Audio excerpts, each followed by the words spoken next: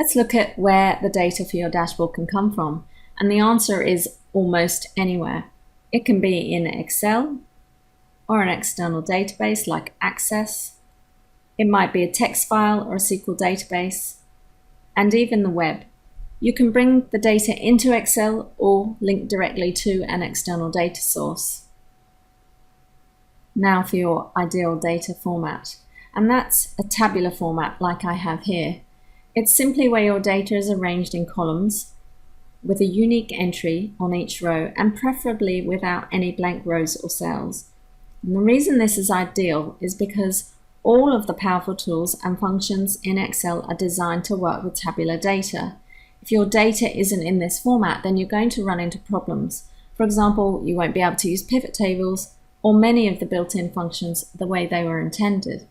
Instead, you'll end up having to use overly complicated formulas, and this could mean a slow model that's prone to errors. Now, if you're not sure what a tabular format is, then later on when you download this presentation, you can click the link for the tutorial. Now, I also recommend formatting your tabular data in an Excel table, which I'll show you in this webinar. The benefits of Excel tables are that your dashboards will be quick to build and very easy to update.